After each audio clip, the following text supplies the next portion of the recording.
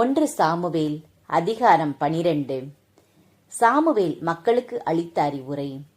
அப்போது சாமுவேல் இஸ்ரவேலர் அனைவருக்கும் கூறியது: நீங்கள் கேட்டுக்கொண்ட அனைத்தின்படி நடந்து உங்கள் குரலுக்கு செவி கொடுத்து உங்களுக்காக ஓர் அரசனை ஏற்படுத்தினேன். இதோ ஓர் அரசர், இவர் உங்களை வழி நடத்துவார். எனக்கோ வயதாகி தலை நரைத்துவிட்டது. என் புதல்வர்தாம் இருக்கின்றனர். என் இளமை முதல் இந்நாள் வரை நான் உங்களை வழிநடத்தி இருக்கின்றேன். இப்போது நான் உங்கள் முன் நிற்கிறேன். ஆண்டவர் முன்பும் அவர் திருப்பொழிவு செய்தவர் முன்பும் என் மீது குற்றம் சாட்ட முடியுமாம்? யாருடைய மாட்டையாவது நான் எடுத்துக்கொண்டேனா?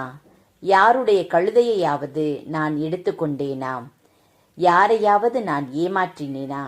யாரையாவது நான் ஒடுக்கினேனா? யாரிடமிருந்தாவது கையூற்று பெற்று நான் அநீதியை கண்டு கொள்ளாமல் இருந்தேனா? சொல்லுங்கள், நான் திருப்பி தந்து விடுகிறேன். அதற்கு அவர்கள்: நீர் எங்களை ஏமாற்றவில்லை, ஒடுக்கவும் இல்லை, கையூட்டு எதுவும் யாரிடமும் பெறவில்லை என்றார்கள். அவர் அவர்களை நோக்கி: நீங்கள் என்னிடம் எக்குற்றமும் காணவில்லை என்பதற்கு இன்று ஆண்டவர் சாட்சி, அவர் திருப்பொழிவு செய்தவரும் சாட்சி. அதற்கு அவர்கள்: அவரே சாட்சி என்றார்கள். மீண்டும் சாமுவேல் மக்களிடம் கூறியது: ஆண்டவர் தாம் மோசேயையும் ஆரோனையும் நியமித்து உங்கள் மூதாதையரை எகிப்து நாட்டினின்று கொண்டு வந்தார்.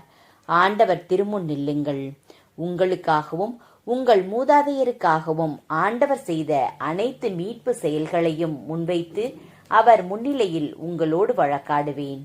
யாக்கோபு எகிப்துக்கு சென்ற பின் உங்கள் மூதாதையர் ஆண்டவரிடம் கூக்குரலிட்ட போது அவர் மோசேயையும் ஆரோனையும் அனுப்பினார். அவர்கள் உங்கள் மூதாதையரை எகிப்து நின்று கொண்டு வந்து இவ்விடத்தில் குடியேறச் செய்தனர். உங்கள் மூதாதையர் தங்கள் கடவுளாகிய ஆண்டவரை மறந்தபோது அவர் அவர்களை ஆசோரின் படைத்தலைவன் சீசராவின் கையிலும் பெலிஸ்தியரின் கையிலும் மோவாபு அரசரின் கையிலும் விட்டுவிட்டார். இவர்கள் அவர்களோடு போரிட்டனர். அவர்கள் ஆண்டவரிடம் கூக்குரலிட்டு, நாங்கள் ஆண்டவரை புறக்கணித்தோம், பாகல்களையும் அஸ்தரோத்துகளையும் வழிபட்டு பாவம் செய்துள்ளோம். இப்போது எங்களை எங்கள் எதிரிகளிடமிருந்து விடுவியும், நாங்கள் உம்மையே வழிபடுவோம் என்றனர்.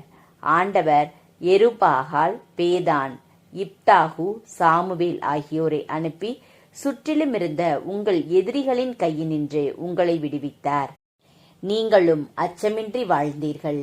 அம்மோனிய அரசன் நாகாசு உங்களை எதிர்த்து வருவதை கண்டபொழுது நீங்கள், இல்லை, எங்களை அரசாள எங்களுக்கு ஓர் அரசர் வேண்டும் என்று என்னிடம் கூறினீர்கள். இதோ நீங்கள் விரும்பி தேர்ந்து கொண்ட அரசர். நீங்கள் வேண்டியவாறு உங்களை ஆள ஆண்டவர் ஓர் அரசரை தந்துள்ளார்.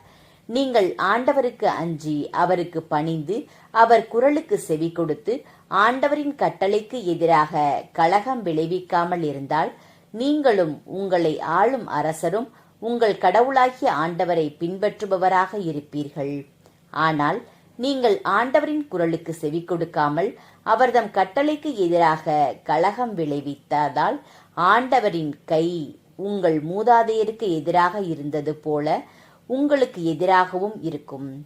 அப்பொழுது ஆண்டவர் உங்கள் கண்களுக்கு முன்பாக செய்யவிருக்கும் மாபெரும் நிகழ்ச்சியை நின்று பாருங்கள். இன்று கோதுமரை அறுவடை அன்றோ? இடியும் மழையும் அனுப்பும்படி நான் ஆண்டவரிடம் மன்றாடுவேன். உங்களுக்காக ஓர் அரசனை கேட்டது ஆண்டவர் கண்முன் நீங்கள் செய்த மாபெரும் குற்றம் என்பதை இதனால் நீங்கள் கண்டுணர்வீர்கள். சாமுவேல் ஆண்டவரிடம் மன்றாட ஆண்டவர் அன்று இடியும் மழையும் அனுப்பினார். மக்கள் அனைவரும் ஆண்டவரிடமும் சாமுவேலிடமும் மிகுந்த அச்சம் கொண்டனர்.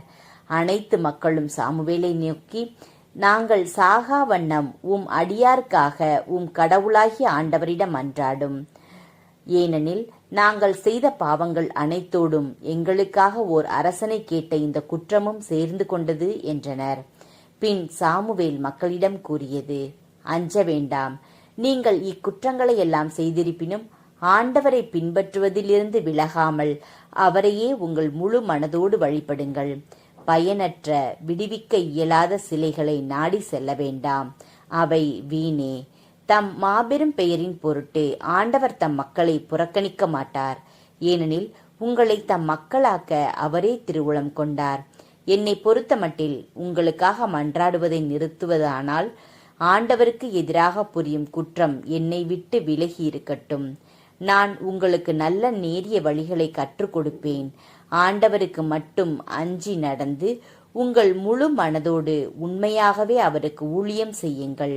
அவர் உங்களுக்கு ஆற்றிய மாபெரும் செயல்களை நினைத்து பாருங்கள். ஆனால் நீங்கள் தொடர்ந்து தீமை செய்தால் நீங்களும் உங்கள் அரசனும் அழிந்து விடுவீர்கள்.